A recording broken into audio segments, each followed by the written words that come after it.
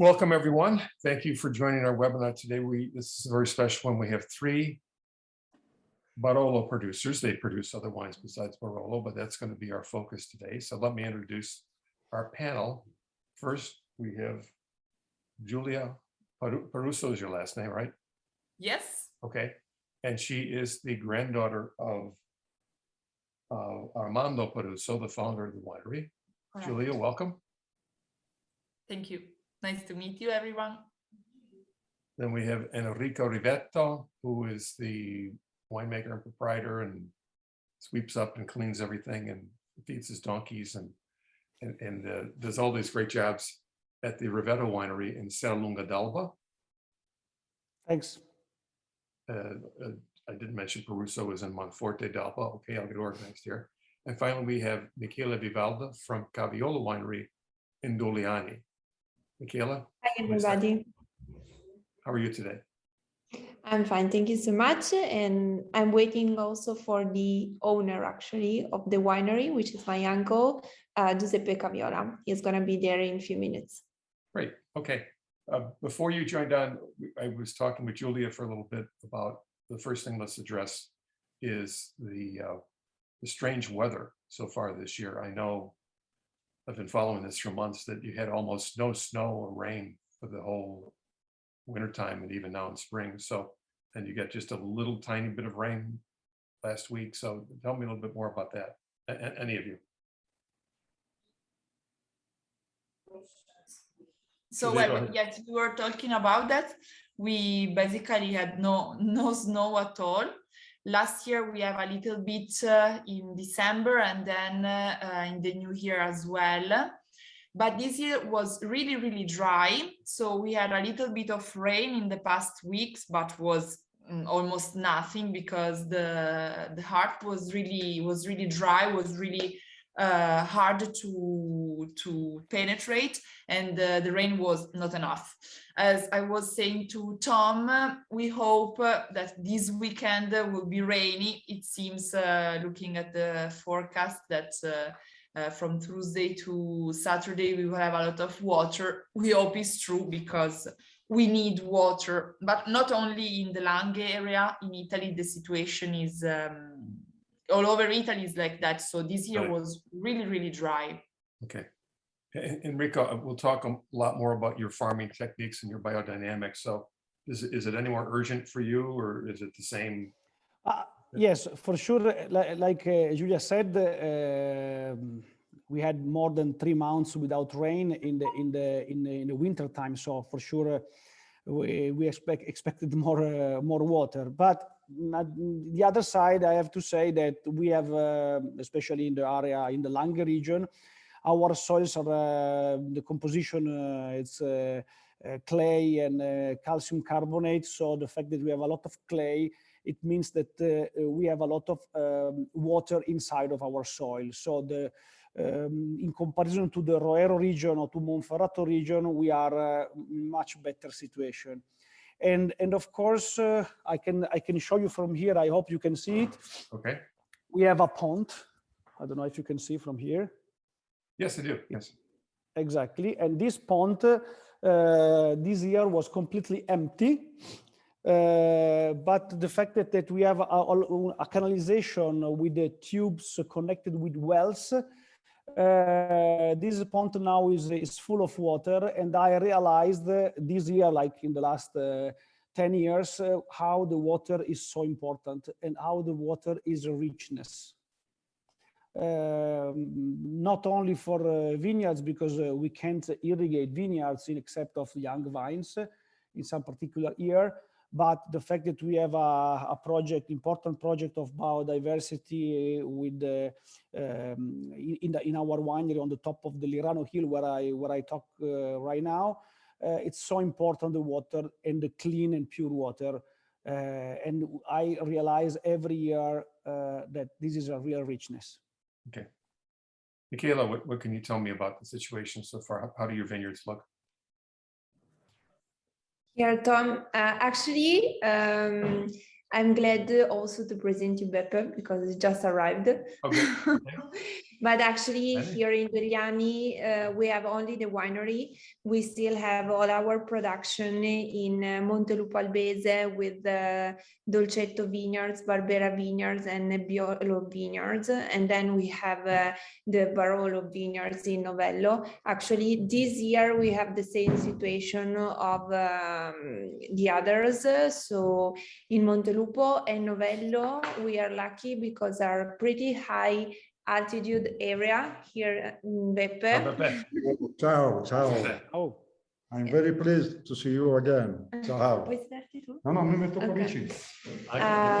So tell people, Michaela, I'm sorry, most people don't know the little village of Montelupo, exactly where it's actually a small village of 500 people living there in the Langhe area, but not in the Barolo area, just close to Diano d'Alba and in front of Serra Lunga d'Alba. So we have the same terroir of Serra Lunga, but it's pretty high altitude there because Montelupo, the vineyards are around 450 meters, more or less. The same in Novello. So also this is good for us actually when we have this kind of weather that is becoming more and more warmer each year, to have a pretty high altitude that helps us to have very quality grapes there. We are talking about this year that we had no rain at all, or very few rain, and warm weather in spring, in winter, and now I don't know what is going to happen in summer. I think if any of us knew, we could get rich, as they say, right? It's like, Beppe, do you want to talk a little bit about that the last few years with the weather? Tempo degli ultimi anni. As you probably know, the weather was more or less a little bit drought, secco, Dry. Yes, because the climate has completely changed in the last few years. And for example, the last vintage, the 2017 vintage of Barolo was a little bit warm or hot. Fortunately, not 18. 18 was cooler than 17. But usually the climate is warm or sometimes hot in Piedmont, in Italy too. Okay. We are going to focus on the 2018 Barolo today from all three of you producers, but we'll get into that soon. But let me go back to Giulia. And first of all, let me say that these three producers, besides all being excellent producers, are represented in the United States by an importer called Banville. And I want to thank all of the people there for their help today in organizing this. This is a great opportunity to talk to three very different styles of Barolo. Giulia, I've not had a chance to visit, unfortunately. Tell me a little bit about, you're in Monforte d'Alba. You said you were in your Castiglione Folletto. Tell us a little bit about your grandfather founded the winery. Tell us a little bit about the history of Parusso. Yeah, sure. So our history dates back to the beginning of the 1900s, when my great-grandfather bought the farmhouse where we now have our winery. So in the hill called Rovella, that is actually between Vigna Mugne and Vigna Rocche, in the heart of Bussia district. And was in the 1970s that my grandfather Armando Parusso started focusing his work on the Barolo production. So before they were farmers, they used to have a production of wine, but was more for family consumption, was not something serious, we can say. From 1970, he started labeling his own Barolo label. In fact, last year we celebrated the first 50th anniversary of the Parusso label. Yeah, and in 1986, my uncle Marco joined him together with my mother, and they start focusing their work on the main indigenous variety of Piedmont, so also Barbera, Dolcetto, Langhe, Nebbiolo, and 3 different Barolo. So they start producing. Tell us who's in this photo here. So you see my cousin Francesco that managed the vineyards, my mother that with me manage office, and then my uncle Marco that is more in the cellar around the world. So he's doing a little bit of everything. I love those jackets, by the way. Those are great jackets. Next time I come visit, I have to get one. So yeah, they are personalized. Bussia, the Bussia area. And then this is your grandfather, right, Armando? Yes. No, he's Marco. He's always Marco. Marco. I'm sorry. Okay. My uncle. All right. Then probably there is a photograph of my families in 1920. I don't know if you have it in the presentation. No, I don't think they do, but that's okay. By the way, so they start producing 3 different Barolo label. One is Bussia, that is the most important Barolo label we have. Then there is one that is located in South Monforte, Mosconi. And then we have Mariondino, so in Castiglione Falletto, really close to the winery too. Okay. My uncle always. This photo here is this photograph is Vigna Mugne, and you see in the background our winery. So Vigna Mugne is within Bussia, correct? Correct. So in our black label Bussia, we have Vigna Mugne and Vigna Rocche together. In our Riserva, we have Riserva Vigna Mugne and Riserva Vigna Rocche. So we separate them. The Riserva is only 1,000 bottles each, so it's a small quantity of wine. Okay, let me stop you there and we'll move on to Enrico.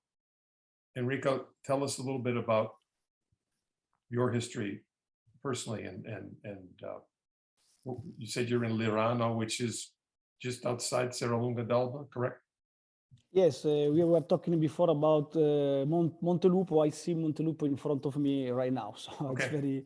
All right. We are exactly between my winery is on the top of one hill called Lirano, between 2 small villages. One is Serralunga d'Alba, and one is Signo. But I'm exactly in between the low Langhe and the high Langhe. So this.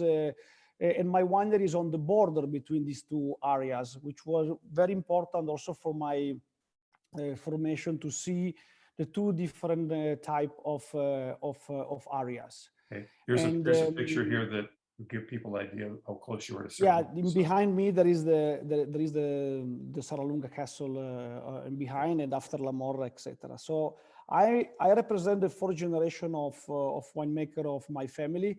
We started in the 1902, and we were in the city center of Alba, and in the 30s. We were, my grandfather bought the winery where I am right now, and with the time we were enlarging a little bit. We have in total around 30 hectares, 15 hectares are vineyards, and the rest part are hazelnuts, some 7 hectares of woods and other alternative crops like grain, like corn, like aromatic herbs, because starting from 2009, we were starting one very important and exciting project of biodiversity inside of the winery. We were converting all the winery into organic and also to biodynamic. And today we are the only one certified biodynamic winery here in Barolo region. And after 15 years, we started to see some results of that, because we were creating, I always say that we are trying to creating beauty in somehow. We are planting more than 1,000 trees in the last 7 years. we're creating some biological corridors inside of the vineyards. We are talking about kilometers of rosemary, sage, mixed bushes, aromatic herbs, more than 200 fruit trees, big trees. We have an area where we produce our own compost. So that's extremely important to produce humus that we ferment for 2 years before reintroducing in the cycle. So the idea is to recreate one complex ecosystem where the vineyards is the most important part of this system. We have also, as you mentioned before, 3 donkeys, but of course they are part of the winery. I never thought before following the biodynamic world to have animals inside of the winery, because I never thought about it. The idea was to have cows, but here are your donkeys, by the way. Sorry? Here are your donkeys, by the way. There are 3 donkeys, 2 with 4 legs and 1 on 2 legs. Right. But in fact, there is still also another one that probably is missing in the picture. Oh, I have another picture of some donkeys too, but oh, the donkeys are very intelligent, in fact. I know that several producers that have them, so yeah, that's yes. It seems to be a beautiful area for donkeys. Easy to keep. Yeah, I think if you're a donkey, you would love to be in a Langhe. So no, also because I would like to do the donkey race in Alba. You know, Tom, that we have a donkey race. Oh, that's right. That's right. October. So that's my goal. I try to teach them how to run, but they are not so good. I can't say that I blame them on the beautiful, vineyards you have. So you mentioned before how you planted a lot of trees, and I want to just follow up on that, because I've been visiting the area for more than 20 years, and I know that there's a lot less forest, a lot less trees than there used to be. And tell us why it's important for the woods are very important, because it is an element who have a balance between the winery. If we talk about agricultural organism, in biodynamic we call about agricultural organism, and this organism is composed by different elements, and the woods are part of these elements. In biodynamic, the wood represent the wise part of the organism, because is the balance, is the perfect balance.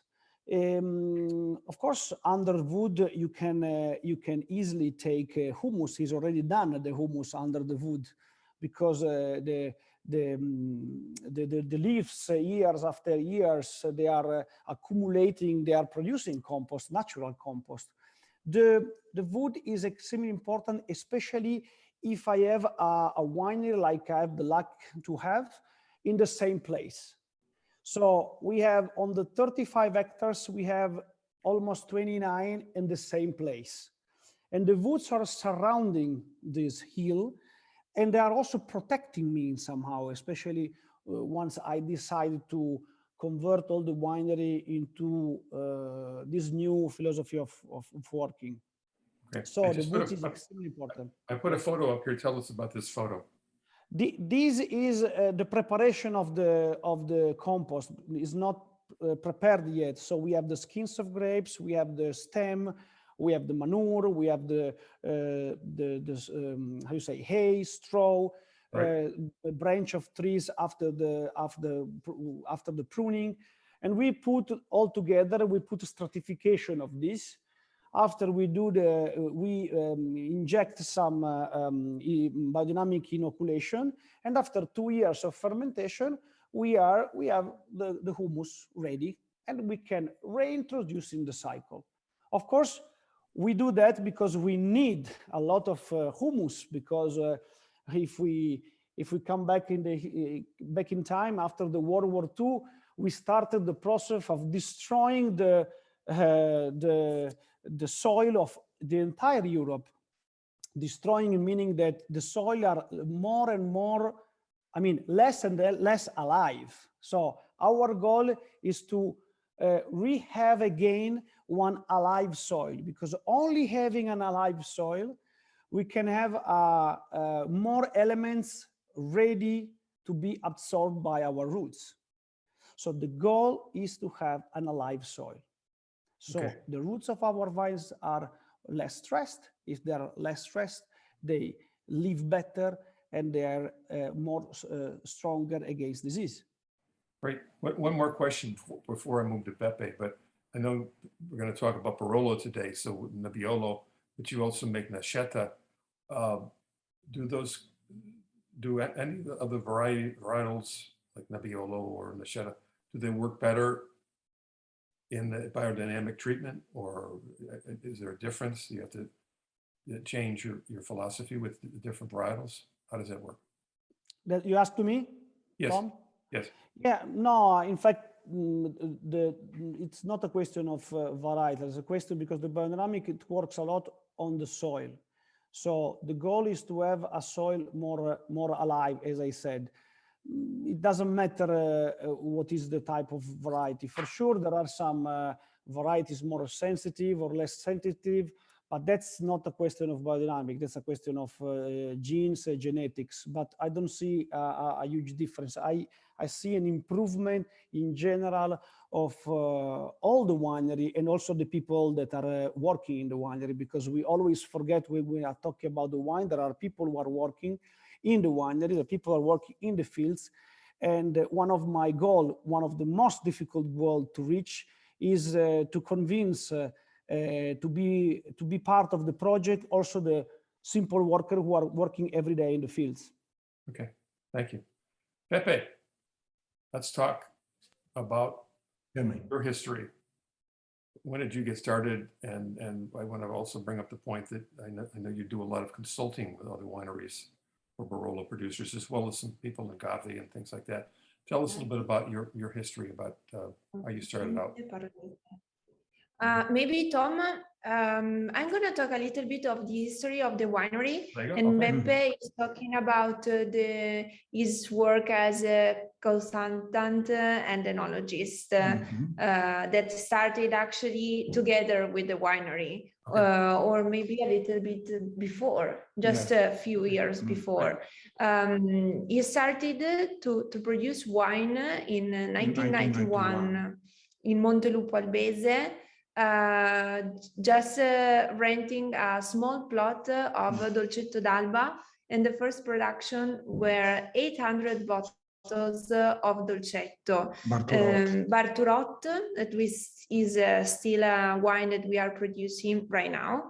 In Montelupo, at that time, there were nothing. No, there was not a winery because his family they were butcher, not a wine producer.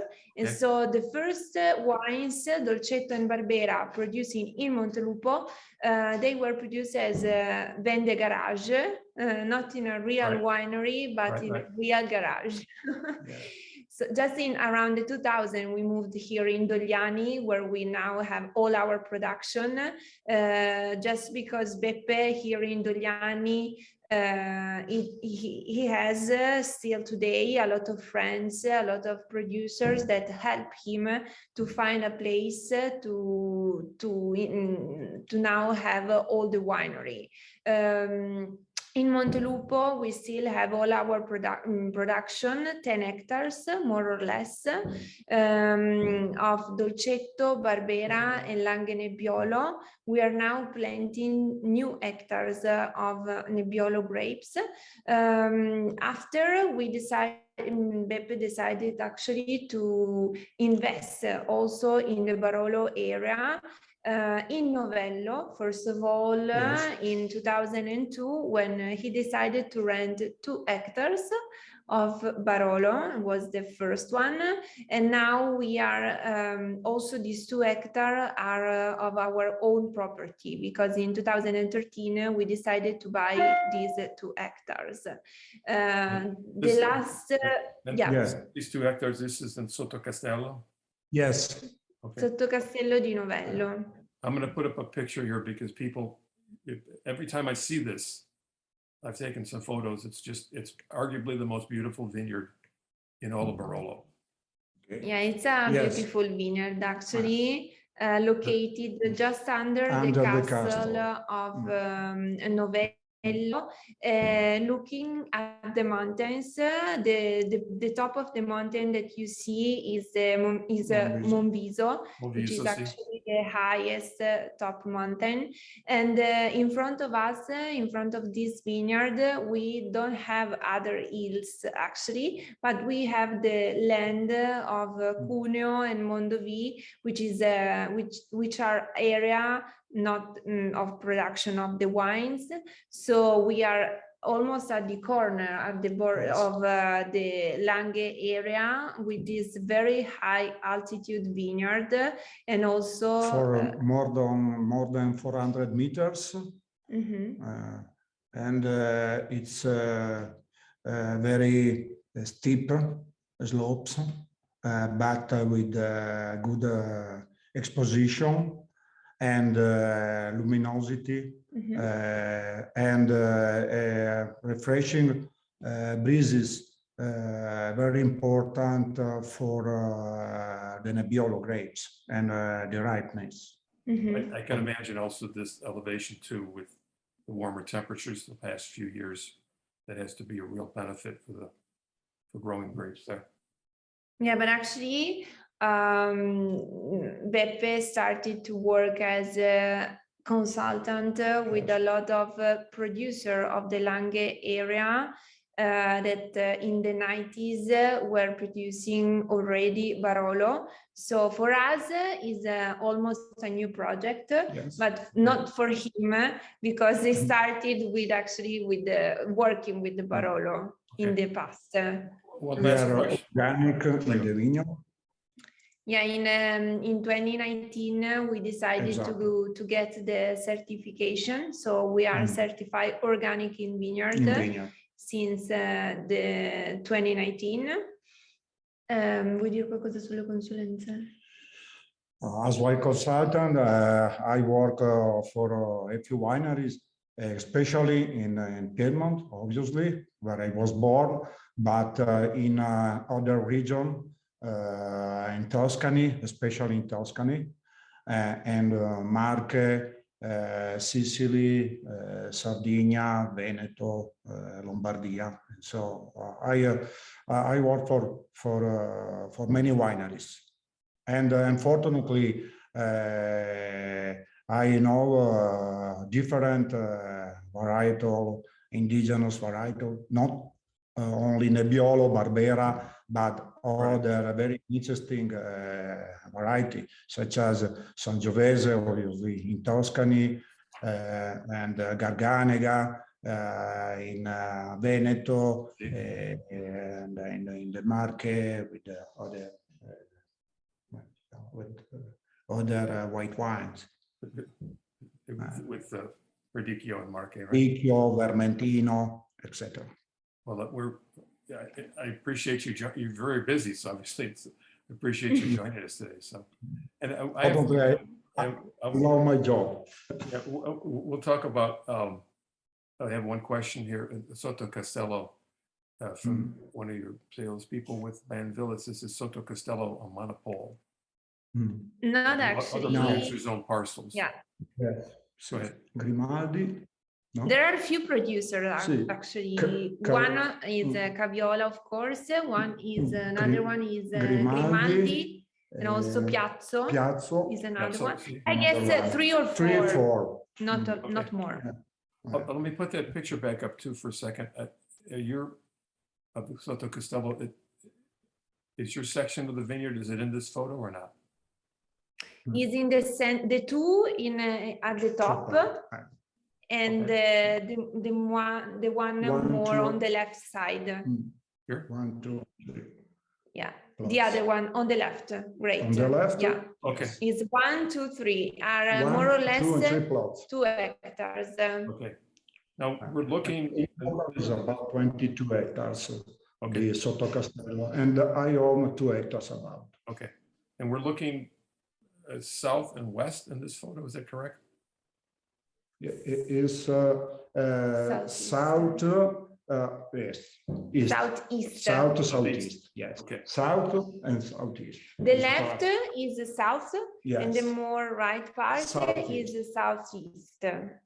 Okay, great.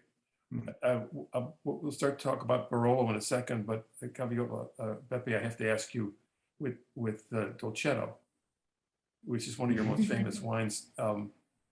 Your winery is actually in the town of Dogliani, which is very famous for Dolcetto, but you don't produce the Dolcetto di Dogliani. Are there any Always we have to explain it. We produce you only probably the get that question a Pecoraro. lot, so. Yeah. Che strano. Any plans to make a Dolcetto di Dogliani or not? Only the winery is in Dogliani Yeah. because the vineyards are in Montelupo Albese. Okay. And Yeah. so the DOC is not Dogliani, but Ma non c'è Alba. mai stata l'idea di produrre Dogliani. But not, no.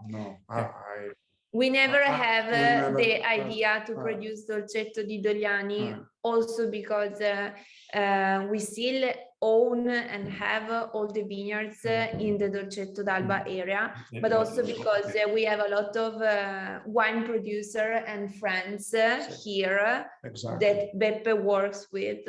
They are producing very good Dolcetto di Dogliani as Chionetti, Einaudi, Abbona Marziano, Pecchinino, and so on.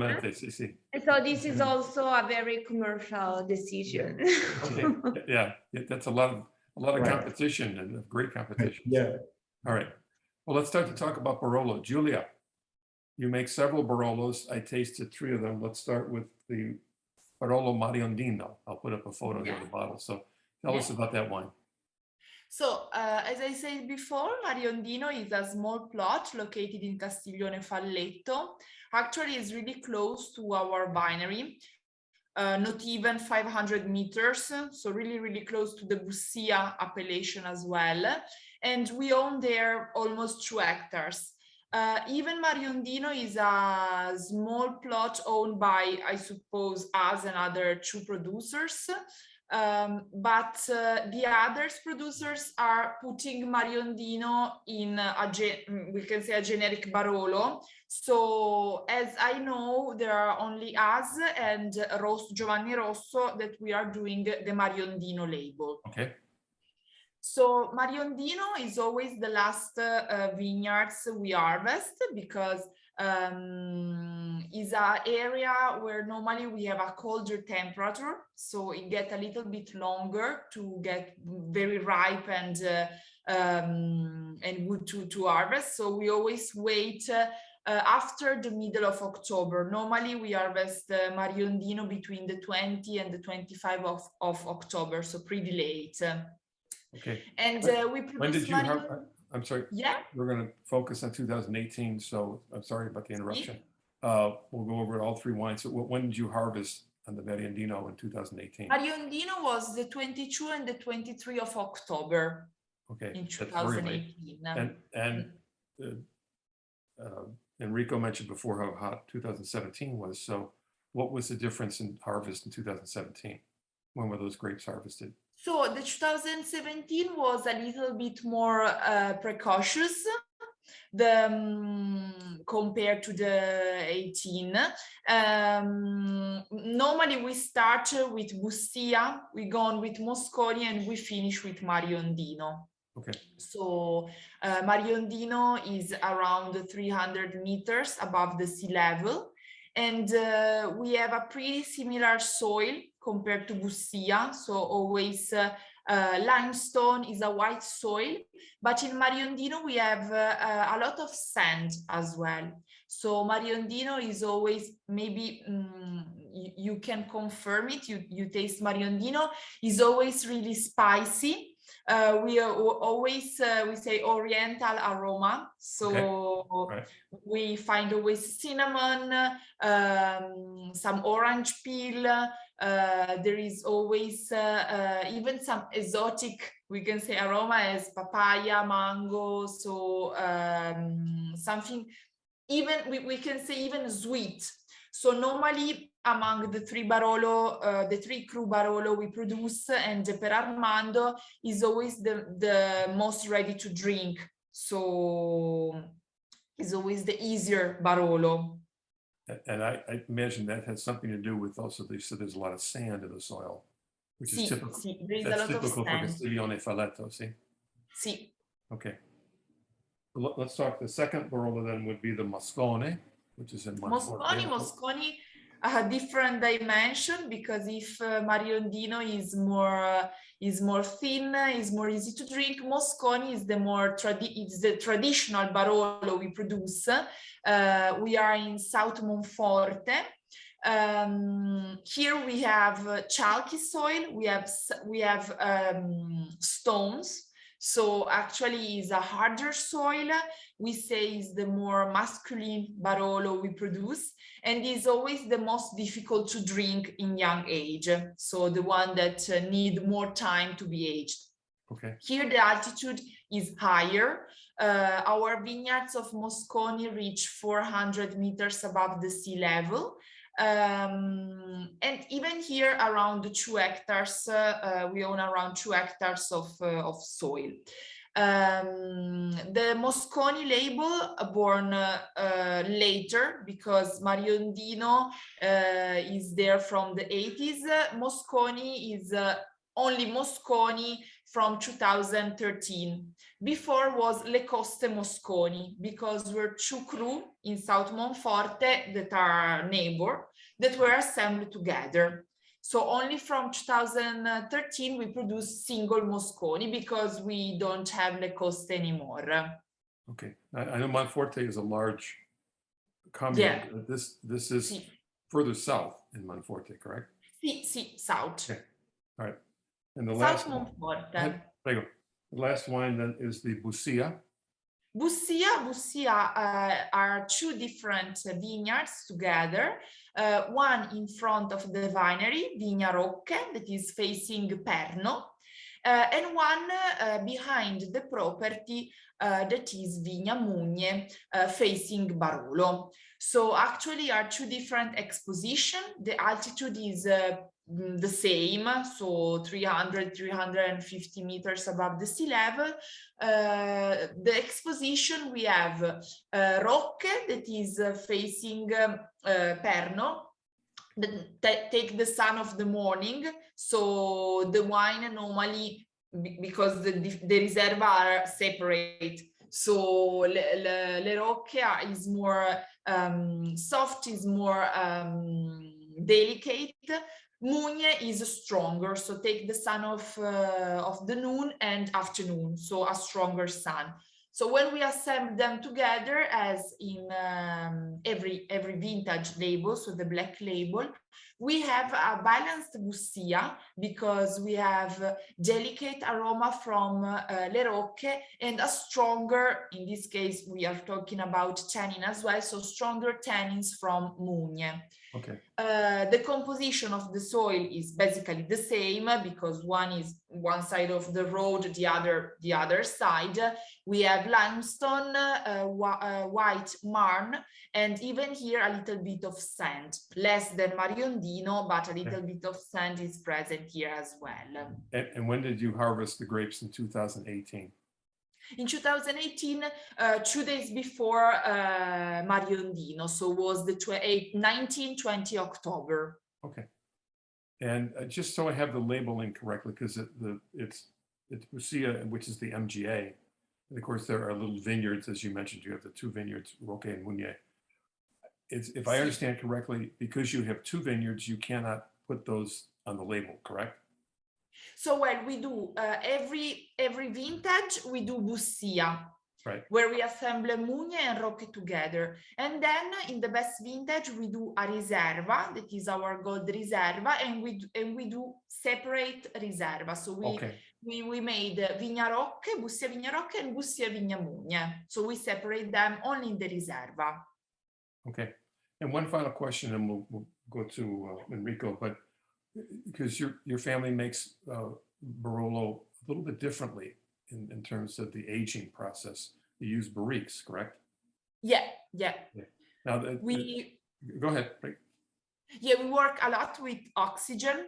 So starting from the harvest, when we normally harvest really ripe grape, and we do few days of resting that have nothing to do with over-ripening process. It's just a rest of few days, 2-3 days.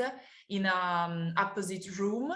And then we work a lot with oxygen from the alcoholic maceration, where we do normally micro-oxygenation.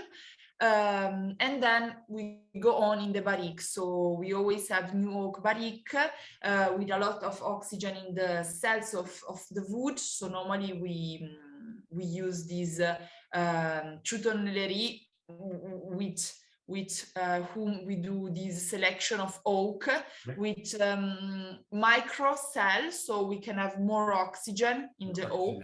Right. And in this way, working with batonnage that we do on every Barolo, we can have always a situation of reduction and then oxygenation. So we always in some way add oxygen, or we can say we train the wine to be ready to facing oxygen then in the bottles and after when we open it. So actually can be really useful for the aging. In fact, we see that they can age pretty well in the time. Of course. We are doing now a 20-year Riserva as well to show that. Wow. Okay. That is actually good. And most producers there, whether they use barrique or Tonneau or both, they're like the post-mass fermentation maceration is about 25 days. Is that typical for you, or? Well, yeah, but we focusing our job in this way because after many, we can say, experiment, we have seen that the type of wine we would like to obtain is great producing it in that way, but it's just our philosophy, we can say. Right. Then you can have many diversity and of course different use of oak as well. It's not, in any case, the use of new oak is not to give aroma to the wine. It's just for a question of aging and the oxygen you want to have in. Okay, so I know, having traveled there so often, that a number of producers that did switch from large cask to barrique, some of them have switched back, or they used Tonneau or thing. But it sounds like you're going to stick with barrique aging, correct? For now, yeah. So we have started like that, and right now we are doing just barrique. So we don't have bigger oak barrels. We have just barrique. Okay, thank you, Enrico. You make a few different Barolo. You make, is it 3 different Barolo? Yes, we have a Barolo Serralunga, we have a Riserva, and we have a Barolo Briccolina, which is a single vineyard. The Barolo Serralunga is the wine that right now is we were selling with the 2018 vintage. It is a composition of 3 single vineyards facing east, Manocino, Serra, and San Bernardo, which are below the castle of Serralunga. And facing east, it's very good exposure, especially when the vintage are very hot, because we take the mild sun from the morning. Consider that the area of Serralunga is the oldest area formed geologically 12 million of years ago. So we have the particles very refined. We have a lot of calcium carbonate, generally speaking. So we have a wine with a great finesse and great elegance. And coming back to the speech where we were starting about the weather, I have to say that the changement of the weather, the fact that it's a little bit warmer is for sure helping the Serralunga territory, because in the past the Serralunga was always the most green, the most difficult to drink, the most with more green tannin. So the fact that we had a temperature higher, it helped us a lot. And if I can tell you something about the 2018 vintage, because as I understood, the focus is the 2018 vintage, something that I would like to tell you, especially considering my experience with this new philosophy of interpretation of the soil, I have to say that 2018 was a great vintage in terms of difficulty of the vintage if you are working in a biodynamic way, because the spring were quite rainy, especially June. We had a lot of rain, and that was a critical moment of the life of the vines. And I realized, especially in this specific vintage, that we can make it. We can make it. We are using in the fields. We have a very low limits of copper, for example, and a vintage like 2018. Really, we prove all these limits. We were helped a lot by propolis. We were helped a lot by essential oil of orange, of sage. We are doing some experimenting on that. And that was extremely important to see how, with this way of treating the soil and the fields, I call a kind of spongy effect. I mean, when you have this kind of extreme vintage, the biodynamic helps to have a little bit more softer and smoother vintages, because when you have a lot of rain, usually the vineyards start to be more vigorous and more reactive to the disease. And biodynamic help a lot to reduce this vigorosity, and the same thing in the opposite way. So it's a great way to treat the fields and the vineyards to don't have extreme. And I realized in 2018 that quite strongly. Anyway, in September, the 2018 was much better, more dry in comparison to the end of the spring, and that helped us a lot to have a right ripening. But just to tell you a little bit about the 18 vintage. But coming back to the Barolos, if we come back to the Barolo Serralunga, as I said, is composed by 3 single vineyards. Together with this east exposure and the aging, we have a different oak barrel.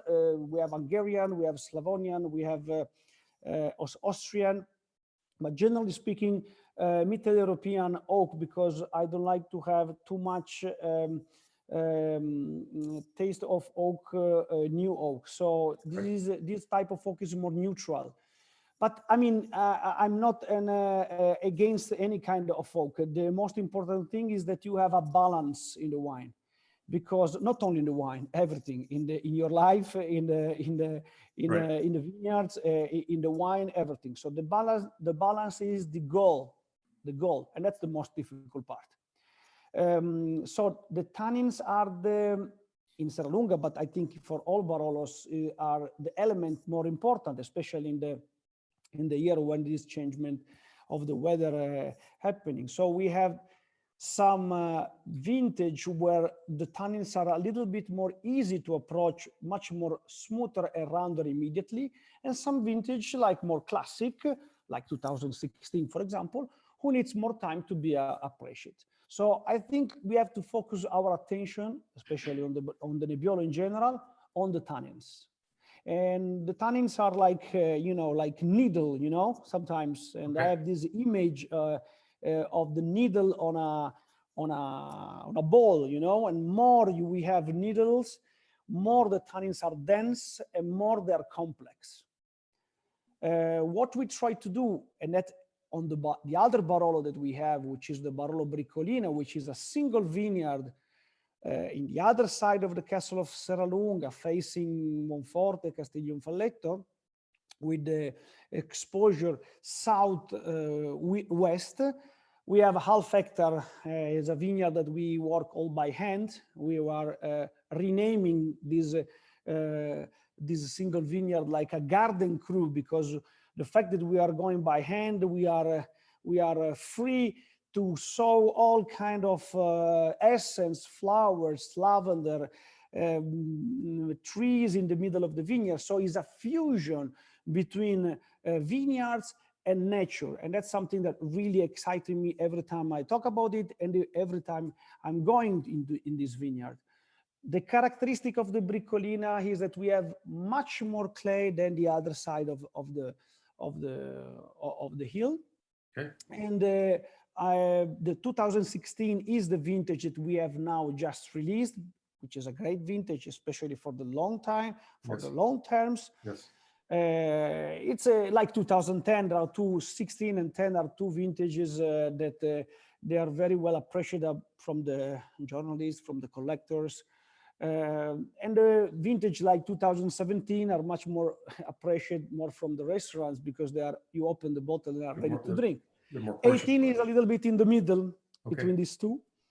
Because anyway, as I said, the spring was a little rainy, but the September was dry and sunny, and that helps. And you know that the last month before the harvest is the most important under the point of view of the maturation and can save or destroy a vintage. Right. And thank God in the last years, September were quite good.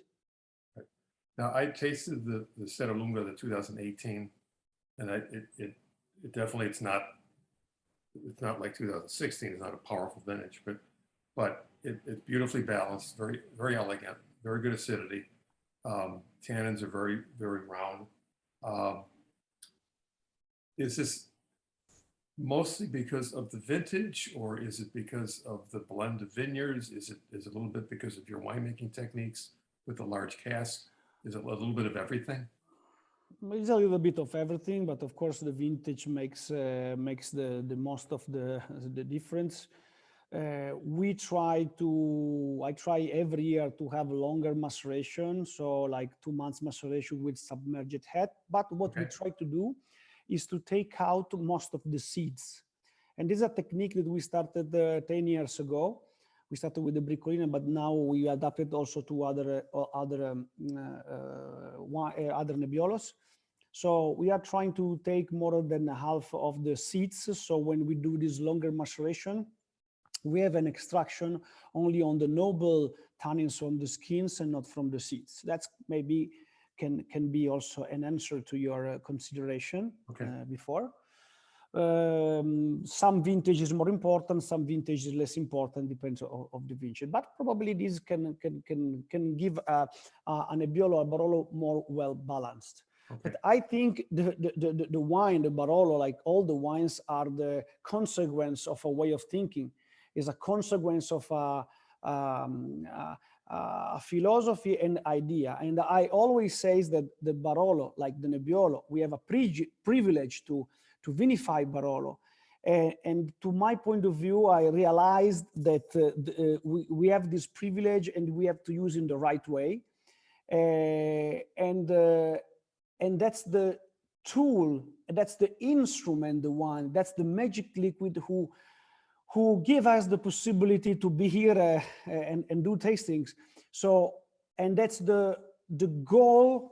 Is not the final goal, the wine. That's the tool, the instrument to explain what we have in our mind, what is our philosophy and our way of thinking about the vineyards, the life, etc. Okay. And one last question for you before we move on to Beppe, but I've had several producers tell me that 2018 to them is a Burgundian vintage, and I understand that. Do you agree with that, or would you not use that term? I think there are two different regions, two different areas. It's difficult to compare. I prefer to compare vintage that belongs from our territory, because you can't compare an area where they have a completely different grape variety, which is Pinot Noir, which has different characteristics, especially in tannins. I mean, the Pinot Noir has much less tannins than Nebbiolo, so it's difficult to compare. I prefer to say that it's a kind of Langhe vintage and represent, like every vintage, one specific characteristic of the microclimate, of the terroir, of the single vintage, and our, of course, way of thinking about the vintage, which is the most complex part. All right, thank you. Excellent answer. Thanks to you. Let's go to Beppe and Michaela. Tell us about, now you have two Barolos we're going to talk about from 2018, Caviola and the Sotto Castello di Novello. So start with the Caviola. Tell us where Yeah, that actually fruit is from? is funny because we own only 2 hectares of Barolo, of Nebbiolo, to produce Barolo in Novello. But this choice to differentiate the wines, the Barolo, was born in the 2013, around 2012, 2013, because actually the vineyards was getting older, because you have to think about that we planted it in 2002, more or less. So for the first 10 years, the vines and the vineyard were very young. So we were producing only Barolo sotto Castello di Novello. At first, Barolo sotto Castello di Novello was aged in tonneau at the beginning. Now we are using for both big oak barrel from Slovenian oak, and for the Sotto Castello also cement. Actually, if we talk about the grapes, we are doing a selection of the grapes in vineyard.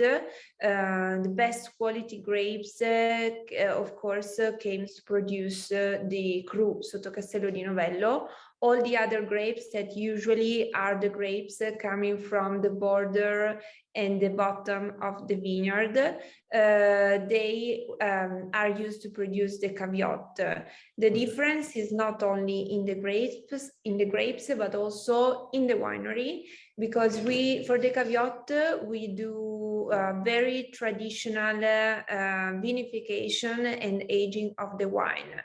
We do more or less from fermentation and maceration, like more than 30 days. And we use around the 40%, 35-40% of all cluster grapes. We don't start it with this high percentage, but it's all about experiment that we made in the last years. Beppe came bring this technique from other region of Italy, for example, from Tuscany, with other grapes that he was used to in the vinification. Adding this percentage of all cluster grapes. And we do that both for the Caviola and for the Sotto Castello. But the Caviola... I'm sorry, one question on the whole cluster grapes. Yeah. Are there many other producers that use that technique for Barolo? I think so, but maybe you know better than me. Se ci sono altri... chi? Winter. Sì, chi è che la usa? Burlotto. Burlotto, for example. Okay. All right. Mondigliero Cru. Altri che tu conosci? Non so. Maybe I think that some people of other wineries, other producers are using them this technique. Yeah, but actually, I've heard that about Langhe Nebbiolo, but I haven't heard that much about Barolo. But okay. Yeah, we use it for Langhe Nebbiolo, Barolo, for both Caviola and Sotto Castello. Beppe, l'abbiamo usato anche per la riserva 13 o no? Sì. Also for our first riserva, which was the riserva 2013, so 2013. 2013 together with the 2016, we actually think that are the more classical vintages in the last year. Yes. So we decided to get and to produce our first riserva after 10 years of our vines, our vineyard. But this kind of riserva is produced from 8-10 rows in the vineyard, and actually the vinification was made in small ceramic amphoras.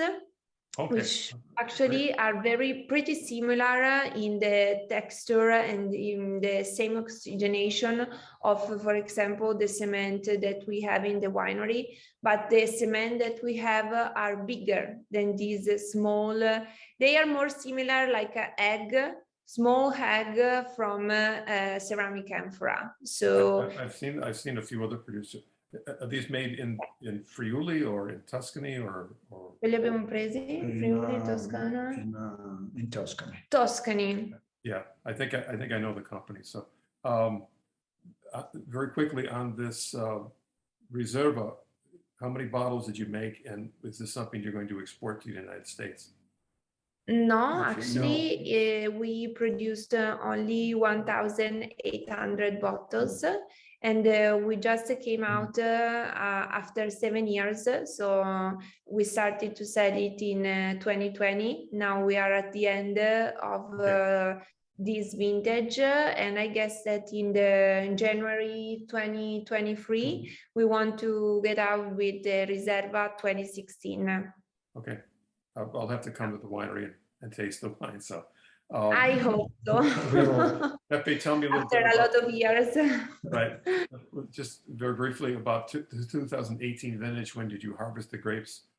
Tell me about the characteristic of the wine of the 2018 vintage, and is there a recent vintage you can compare with 2018? Quando we harvested the third week of October. Okay. And the 18 for me is a very interesting vintage because, in my opinion, the Barolo is very balanced, very elegant, a fragrance wine with fruity hints, but floral and mint hints, with good acidity, not too much alcohol. Personally, I like very much this vintage. Probably 2017 has more body structure, but 18 is a very pleasant wine, very balanced Barolo. Yeah, and is there a recent vintage? To me, some of the wines from 2012 are somewhat similar, like 2018. Se c'è qualche annata recente che può dal 2018, tu l'hai detto Yeah, dal 2012. I think for me 2008, 12. Okay. Well, beautiful vintages. So, and all of you, I don't pay too much attention to what other people think. I mean, I read your reviews, but there have been some reviews that have not been so great about 2018. But can we all agree that this is a very successful vintage? It's just a more delicate, more fragrant vintage. It's not a classic vintage. So, Great. Do you agree? Yeah. I agree. Okay. This is a good Barolo with, I think, a very interesting aging potential, because the acidity, the fragrance, because is interesting for the age. Okay, great. If I come back to Caviola and Sotto Castello, just to tell you about the difference of these two wines, is about the grapes, of course, that we are picking up from the vineyard. The process in the winery. So for the Caviola, we do only vinification and aging in big oak barrel, Slovenian oak, just to have a kind of more ready to drink Barolo. Is not ready to drink actually, but more with more softer tannins than the real full body and structured Sotto Castello. So we have these two different Barolo that for us are very important also for different people, that of course somebody of the people that drink Barolo, they knows what they want to drink and they are looking for very structured and complex and Aster Barolo, and others that maybe are looking for more feminine, more soft Barolos, also young. and this is, we are obtaining this in the winery, also using the cement, as I told you before, for the Sotto Castello during the vinification, and then the aging in oak. So, you know, of course, that the wine in the cement, the maturation is more slower than the oak. So this is also the reason why for us, Sotto Castello is a kind of wine, is a kind of Barolo that we started to sell later, just to give him more time to relax also in the bottle, and to preserve all the structure and all the traditional Barolo that Sotto Castello for us means. And the Riserva is something different that we want to continue to produce in the best vintage. We are just at the beginning, of course. We are not now selling just the first Riserva. So yeah, it's a new, of course, is something new for us. For us, it's something new, the Barolo, something new, the Riserva. So we are experimenting a lot with the vineyard, with the grapes, with the containers like cement, amphoras, and oak barrels. Everything in the 2 hectares of Sotto Castello di Novello. Right. Yeah. Thank you, Michaela and Beppe, Enrico, and Giulia. This was an excellent conversation today. I learned quite a bit. I hopefully everyone watching did as well and enjoyed our time together. This was terrific. I appreciate, you know, my friends, our friends at Banville Wine Merchants for helping me put this together, and fingers crossed for much better weather for the rest of the year. For the rain, we are exactly. So, we are dancing for the but not too much. okay. But not too much. Not too much. Okay. Always in balance. Always in balance, right, Enrico? So, okay. Exactly. Thank you, Tom. Ciao, Thank you, grazie. everybody. Ciao, Buona giornata, buon lavoro. Ciao, Thanks so much. Grazie mille. Arrivederci. Ciao, Giulia. Ciao. Ciao. Bye. Ciao a tutti. Ciao, grazie. Ciao.